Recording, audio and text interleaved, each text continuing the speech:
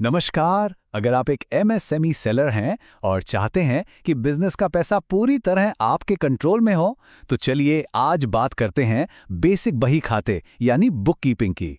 समझते हैं कि कैसे ये आपके बिजनेस को फाइनेंशियल सक्सेस की तरफ ले जा सकता है। तो चलिए इस विश्लेषण की शुरुआत एक बहुत ही सीधी और सच्ची बात से करते हैं। देखिए, बुक कीपिंग ना कोई ऑप्शन नहीं है, ये आपके बिजनेस की बुनियाद है, एकदम मजबूत नींव। पैसा कहाँ से आ रहा है और कहाँ जा रहा है, बस इतना समझना ही बिजनेस को टिकाने और आगे बढ़ाने का सबसे पहला स्टेप है।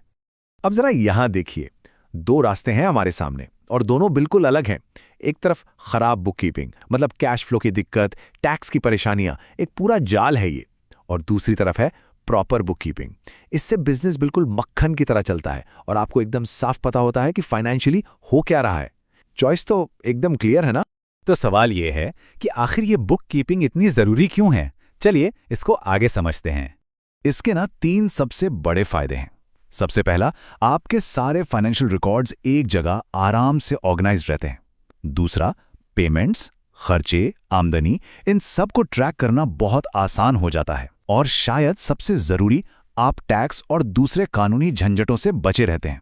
सीधे शब्दों में कहें तो ये आपके बिजनेस के लिए पीस ऑफ माइंड है।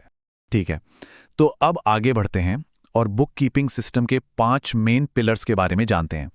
ये समझ लीजिए कि ये वो बिल्डिंग ब्लॉक्स हैं जिन पर आपका पूरा फाइनेंशियल स्ट्रक्चर खड़ा होता है। सबसे पहले है इनकम, यानी कि रेवेन्यू। इसका सीधा सा मतलब है वो सारा पैसा जो बिजनेस में आ रहा है, चाहे वो सेल्स से हो, सर्विसेज से या कमीशन से। सोच लीजिए ये आपके बिजनेस का फ्यूल है। दूसरा कंपोनेंट है एक्सपेंसेस, यानी खर्चे। ये वो पैसा है जो बिजनेस को चलाने के लिए जाता है, जैसे रॉ मटेरियल खरीदना, स्टाफ की सैलरी, रेंट, बिल्स, ये सब इसमें आता है। तीसरा पिलर है एसेट्स, यानी संपत्ति। सिंपल भाषा में ये वो सारी चीजें हैं जो बिजनेस ओन करता है, जैसे कि कैश हो गया, स्टॉक जो रखा है, या कोई मशीनरी। यही तो बिजनेस की असली दौलत है। अब बात करते हैं लायबिलिटीज की, मतलब देनदारियां।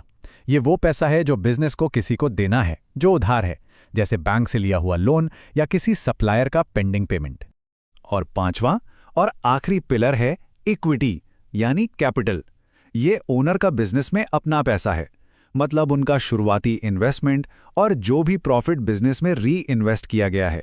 बेसिकली यही बिजनेस पर ओनर का हक दिखाता है। तो ये 5 पिलर्स तो हमने समझ लिए, लेकिन अब सवाल ये है कि इनका इस्तेमाल कैसे करना है। चलिए अब क्या से कैसे की तरफ चलते हैं और एक सिंपल सा प्रोसेस देखते हैं जिसे कोई भी फॉलो कर सकता है। ये एक सिंपल सा 5 स्टेप प्रोसेस है। नंबर 1, एक लेजर मेंटेन कीजिए। एक सिंपल नोटबुक हो या कंप्यूटर पर स्प्रेडशीट, कुछ भी चलेगा।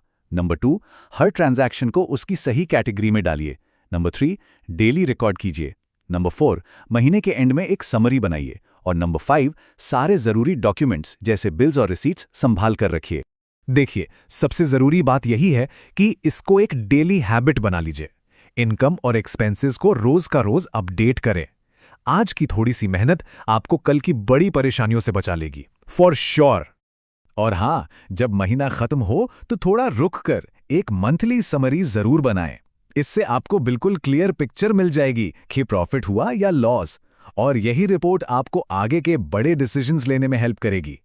ओके, तो अब हम प्रोसेस तो जान गए हैं। चलिए अब कुछ बेस्ट प्रैक्टिसेस और कॉमन मिस्टेक्स पर भी एक नज़र डाल लेते हैं, ताकि ये सफ़र और भी स्मूथ हो जाए। सक्सेस के लिए ये 5 आदतें बहुत ज़रूरी हैं। पहला, हर ट्रांजैक्शन को टाइम पर रिकॉर्ड करें। दूसरा, हो सके तो डिजिटल टूल्स का इस्तेमाल करें, काम आसान हो जाता है। तीसरा, हमेशा अपने रिकॉर्ड्स का बैकअप रखें।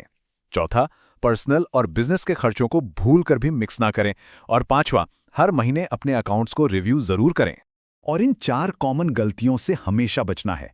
ट्रांजैक्शंस को रिकॉर्ड करना मिस कर देना, पर्सनल और बिजनेस के खर्चों को एक साथ मिला देना, रिसीट्स और बिल्स को न संभालना और मंथली समरी को इग्नोर करना।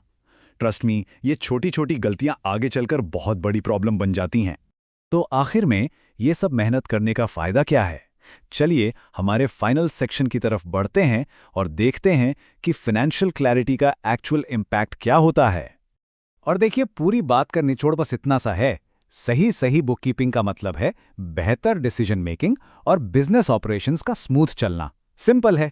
जब आपको पता होगा कि आपका पैसा कहाँ है और क्या कर रहा है, तभी तो आप अपने बिजनेस को सही डायरेक्शन दे पाएंगे। तो सवाल अब ये है कि अपने बिजनेस की फाइनेंशियल क्लैरिटी के लिए आज पहला कदम क्या होगा? क्या एक नई लेजर शुरू करेंगे या अपने खर्चों को अलग-अलग करना शुरू करेंगे? जो भी हो, शुरुआत आज से ही करनी है।